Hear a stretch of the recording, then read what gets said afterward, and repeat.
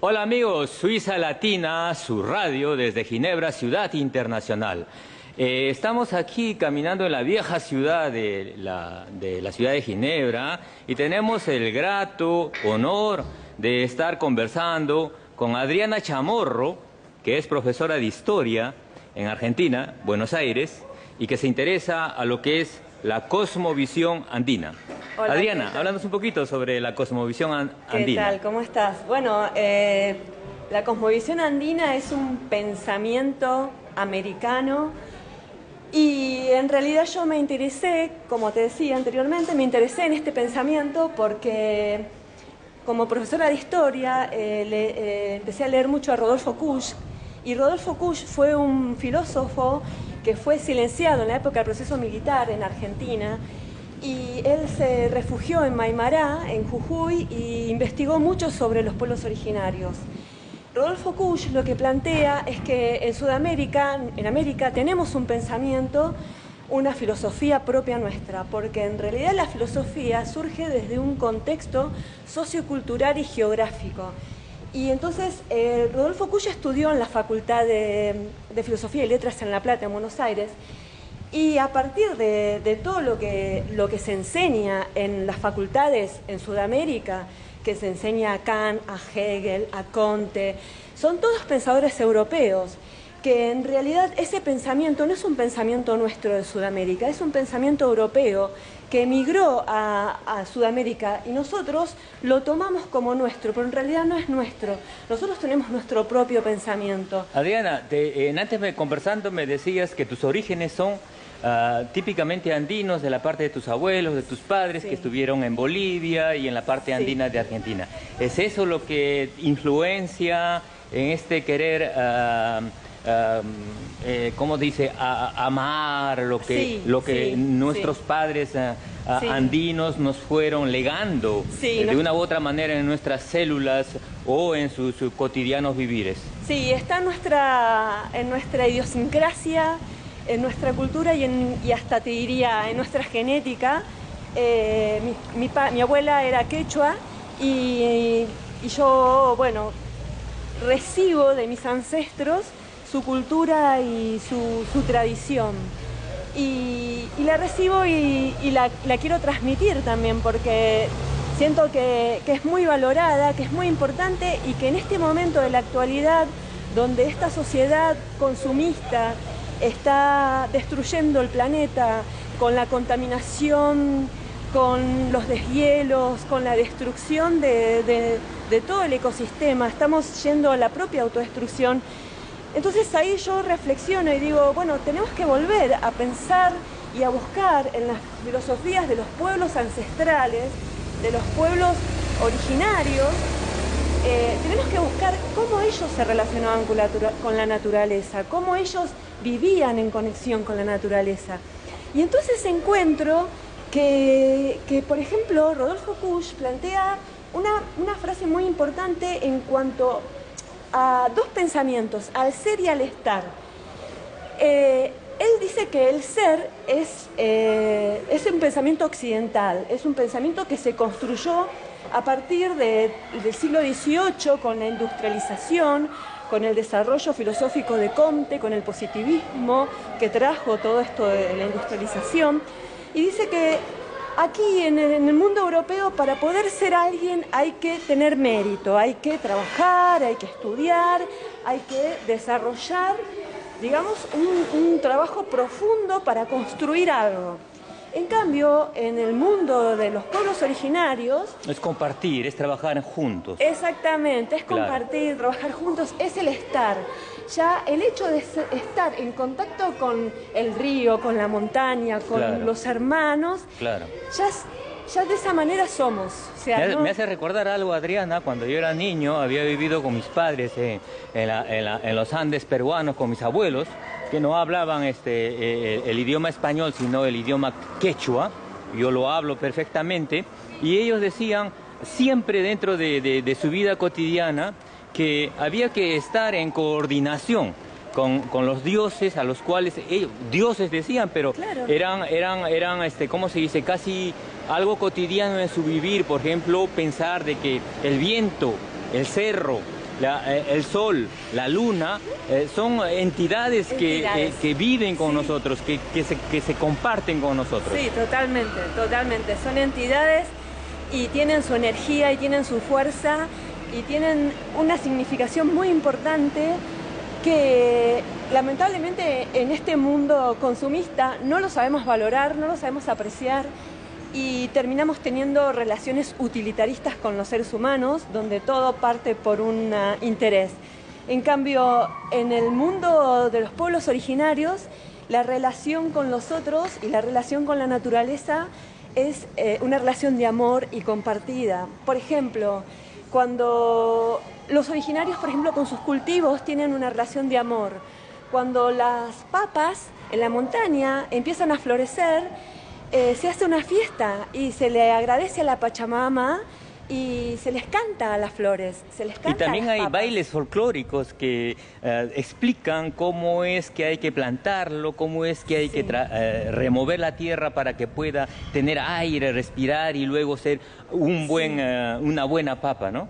Totalmente, totalmente, totalmente es así. Bueno, en este pensamiento hay una interrelación también con el cosmos y donde interviene, ellos tienen una cosmogonía, tienen un esquema cosmogónico donde hablan de la leyenda de Viracocha, claro, que envía a Tunupa y a Maimana, porque ellos hablan de una dualidad.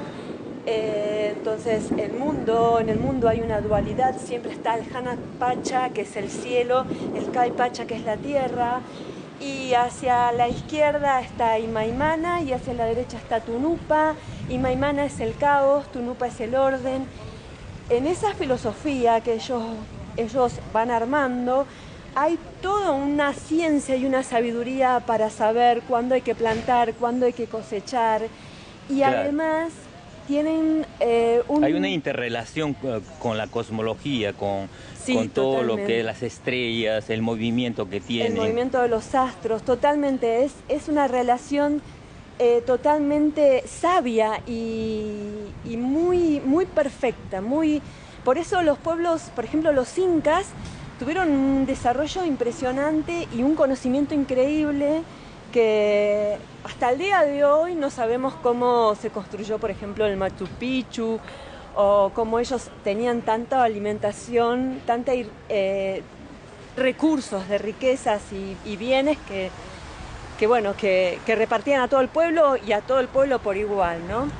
Así que la verdad que es realmente, por eso yo, volviendo a lo anterior, digo, bueno, hay que aprender mucho de ellos, porque realmente ellos nos enseñan un montón de la vida misma. Y sobre todo cuando vemos, por ejemplo, que acá en Europa se produce en cantidades industriales y que luego, cuando vamos al centro comercial, hay mucha gente que no lo compra, que se pudre y lo botan en cantidades increíbles, que han hecho trabajar, que han explotado la tierra sin ningún tipo de respeto. No, sí, es terrible, eso es terrible. Es muy, muy triste ver cómo el hombre aquí en este mundo consumista destruye, no valora la tierra, no valora los árboles, no valora los pájaros ni los insectos. Por eso justamente yo estoy con este proyecto para transmitir y para interactuar con... Dime, ¿y el proyecto está hecho acá en Europa o lo desarrollas allá en Argentina? Donde pueda. Claro, o sea, hay que pasar la idea de lo que es el respeto dentro del mundo andino, sí, a la vida en sí, cotidiana. Totalmente. Y general que uno tiene en cuanto a vivir con el medio ambiente, en cuanto a vivir con los árboles, con los ríos, con los animales y con nosotros mismos en tanto que seres humanos. Obviamente, sí, totalmente. Ese respeto que se perdió y que, bueno, parece ser que cada vez se va perdiendo más, ¿no? Y la gente cada vez va perdiendo su humanidad.